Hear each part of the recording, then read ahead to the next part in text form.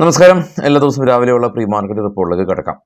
കഴിഞ്ഞ ആഴ്ചയിൽ Indian market വളരെ വലിയ തോതിൽ വോളറ്റിലിറ്റി ഉണ്ടായിരുന്നു. എന്നാൽ കഴിഞ്ഞ വെള്ളിയാഴ്ചയ്ക്ക് ശേഷം ഒരുപാട് ഇൻഡെക്സ് ഹെവി വെയ്റ്റ് കമ്പനീസിൻ്റെ റിസൾട്ട് വന്നിട്ടുണ്ട്. അതെല്ലാം തന്നെ റിയാക്ട് ചെയ്യപ്പെടുന്ന ഒരു ദിവസമാണ് ഇന്ന്. US മാർക്കറ്റ് അവധിയാണ്, മാർട്ടിൻ ലൂതർ കിങ് ഡേ കാരണം.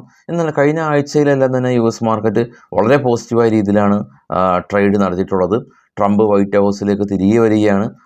അതാണ് US മാർക്കറ്റിലുള്ള ഒരു വലിയൊരു ഈവൻറ്റ്. അദ്ദേഹത്തിൻ്റെ പുതിയ പോളിസി എങ്ങനെയാണ് US മാർക്കറ്റിനെയും എൻറ്റയർ ഗ്ലോബൽ മാർക്കറ്റിനെയും സ്വാധീനിക്കാൻ പറ്റുന്ന ഇതാണ് ട്രംപിൻ്റെ പുതിയ പോളിസി. ഇന്ത്യൻ മാർക്കറ്റിൽ തൽക്കാലം ഇപ്പോൾ ഉള്ള ഒരു പ്രധാന ഈവൻറ്റ് ഫെബ്രുവരി 1 വരുന്ന നമ്മുടെ യൂണിയൻ ബഡ്ജറ്റാണ്. ആ ബഡ്ജറ്റൊക്കെ ആയിട്ട് ബന്ധപ്പെട്ടിട്ടുള്ളത് സെപ്പറേറ്റ് ഒരു വീഡിയോ ഒക്കെ നമുക്ക് ചെയ്യാൻ ശ്രമിക്കാം. സ്വാഭാവികമായ രീതിയിൽ വോളറ്റിലിറ്റി ഉണ്ടാവും. ബഡ്ജറ്റിൻ്റെ പ്രതീക്ഷകളെല്ലാം തന്നെ മുൻനിർത്തി ആളുകളെല്ലാം തന്നെ ട്രേഡൊക്കെ എടുക്കുന്ന ഒരാഴ്ചയായിരിക്കും ഇന്ന്. കണ്ടതുപോലെ തന്നെ ഇന്ത്യൻ മാർക്കറ്റ് സ്റ്റിൽ വോളറ്റൈലാണ്. നല്ല തോതിൽ കറക്റ്റ് ചെയ്തിട്ടുണ്ട്. ഏകദേശം ഒരു 10% നിഫ്റ്റി ഇപ്പോൾ കറക്റ്റ് ചെയ്തിട്ടുണ്ട്. കഴിഞ്ഞ ആഴ്ചയിൽ നിഫ്റ്റി ഓൾമോസ്റ്റ് ഫ്ലാറ്റായ രീതിയിലാണ് വ്യാപാരം അവസാനിപ്പിച്ചത്. മിക്സ്ഡ് ആയിട്ടുള്ള Q3 ഫലങ്ങളാണ് മാർക്കറ്റിൽ ഇപ്പോൾ ഉള്ളത്. റിലയൻസിൽ ഉൾപ്പെടെയുള്ള കുറച്ച് കമ്പനീസ് മാത്രമാണ് നല്ല രീതിയിലൊരു പെർഫോമൻസ് കാഴ്ചവെച്ചിട്ടുള്ളത്. മറ്റുള്ള IT കമ്പനീസെല്ലാം തന്നെ മിക്സാണ്. ഇനി നമുക്ക് ആദ്യം സ്റ്റോക്കുകളുടെ വാർത്തകളിലേക്ക് പോകാതിന് മുമ്പ് ഗ്ലോബൽ മാർക്കറ്റ് ഏറ്റവും താഴെ കാണാം. നാസ്ഡാക്കും ഡോയും പോസിറ്റീവിൽ ക്ലോസ് ചെയ്തു.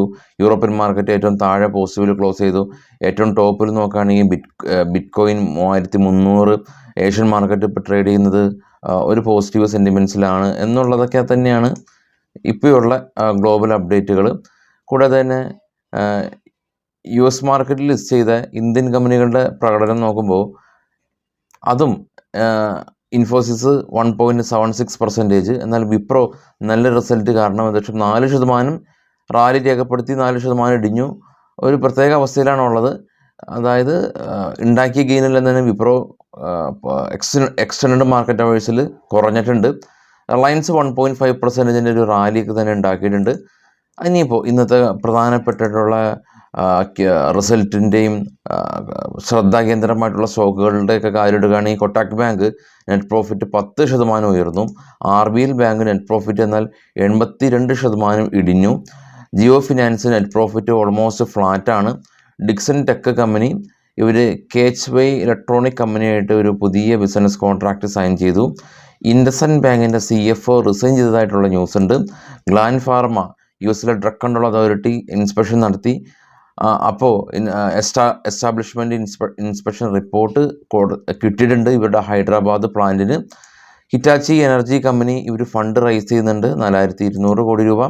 സൈഡസ് ലൈഫ് സയൻസ് കമ്പനി ഇവരുടെ പുതിയ മെഡിസിൻ US ഡ്രഗ് കൺട്രോൾ അതോറിറ്റിയുടെ അംഗീകാരം ലഭിച്ചു. ആശാപുരം മെയിൻ കെമിക്കൽ കമ്പനി ഇവർ ചൈന റെയിൽവേ ആയിട്ടൊരു പുതിയ ജോയിൻറ്റ് വെഞ്ചർ പ്രൊജക്റ്റ് ചെയ്യുന്നുണ്ട്. കാൻഫിൻസ് ഹോംസ് നെറ്റ് പ്രോഫിറ്റ് 200 കോടി രൂപയിൽ നിന്ന് 212 കോടി രൂപ. ചെന്നൈ പെട്രോളിയം നെറ്റ് പ്രോഫിറ്റ് 94% ഇടിവ്. സിംഗാച്ചി ഇൻഡസ്ട്രീസ് കമ്പനി 16 നിന്ന് 21 കോടി രൂപയിലേക്ക് പ്രോഫിറ്റ് ഉയർത്തി. കൺട്രോൾ പോയിൻ്റ് കമ്പനി 13 കോടി രൂപയിൽ നിന്ന് 8 കോടി രൂപയിലേക്ക് പ്രോഫിറ്റ് കുറഞ്ഞു. വിപ്രോ നെറ്റ് പ്രോഫിറ്റ് 24% വർദ്ധിച്ചു. ടെക്കമ്മ് നെറ്റ് പ്രോഫിറ്റ് 125 നിന്ന് 983 കോടി രൂപയിലേക്ക് വർദ്ധിച്ചു. ഇന്ത്യൻ ഹോട്ടൽ 452 നിന്ന് 582 കോടി രൂപയിലേക്ക് വർദ്ധിച്ചു. രാമകൃഷ്ണ ഫോർജിൻ കമ്പനി 86 കോടി രൂപയിൽ നിന്ന് 99 കോടി രൂപയിലേക്ക് നെറ്റ് പ്രോഫിറ്റ് വർദ്ധിച്ചു. ICC Lombard insurance company net profit almost ഡബിളായി 431 നിന്ന് 724 കോടി രൂപ. റാലീസ് ഇന്ത്യ കമ്പനി 24 കോടി രൂപയിൽ നിന്ന് 11 കോടി രൂപയിലേക്ക് പ്രോഫിറ്റ് കുറഞ്ഞു. 5 പൈസ കമ്പനി പ്രോഫിറ്റ് ഫ്ലാറ്റാണ്. കഴിഞ്ഞ തവണ 15 കോടി രൂപ, ഈ തവണ 16 കോടി രൂപ. സുപ്രീം പെട്രോ കെമിക്കൽ കമ്പനി 67 കോടി രൂപയിൽ നിന്ന് 72 കോടി രൂപയിലേക്ക് പ്രോഫിറ്റ് വർദ്ധിച്ചു. കോൺകോഡ് ഇൻവിയോ സിസ്റ്റം കമ്പനി 12 കോടി രൂപയിൽ നിന്ന് 17 കോടി രൂപയിലേക്ക് പ്രോഫിറ്റ് വർദ്ധിച്ചു. അപ്പോൾ കമ്പനികളുടെ റിസൾട്ടാണ് ഓൺഗോയിങ്. Q3 റിസൾട്ട് ഏതൊക്കെ ദിവസം ഏതൊക്കെ കമ്പനിയുടെ ആണെന്നുള്ളത് നമുക്ക് അറിയണമെങ്കിൽ റിസൾട്ട് കലണ്ടർ അറിയണം. അത് നമ്മുടെ ട്രേഡബിൾ ടാബിലുണ്ട്. അതുപോലെ തന്നെ റിസൾട്ട് അനൗൺസ്മെൻ്റ് ഉണ്ട്. ഡിവിഡൻഡ് ഏതൊക്കെ കമ്പനിയുടെ എത്ര റുപ്പീസാണ് ഏതാണ് റെക്കോർഡ് ഡേറ്റ് എന്നുള്ളതും നമ്മുടെ ഡിവിഡൻഡ് ടാബിലുണ്ട്. അതുപോലെ തന്നെ IPO ഡീറ്റെയിൽസും നമ്മുടെ ട്രേഡബിൾ ടാബിലുണ്ട്. അപ്പോൾ ട്രേഡബിൾ ടാബിൻ്റെ ലിങ്ക് എല്ലാം തന്നെ ഫസ്റ്റ് കമൻറ്റിൽ ഞാൻ പിൻ ചെയ്യാം. നമ്മുടെ ടെലഗ്രാം ചാനലിൻ്റെ ലിങ്കും ഫസ്റ്റ് കമൻറ്റിൽ ഞാൻ പിൻ ചെയ്യാം. വൈകിട്ട് 7 മണിക്ക് വിശദമായിട്ടുള്ള പോസ്റ്റ് മാർക്കറ്റ് റിപ്പോർട്ടായിട്ട് എത്താം. Thank you.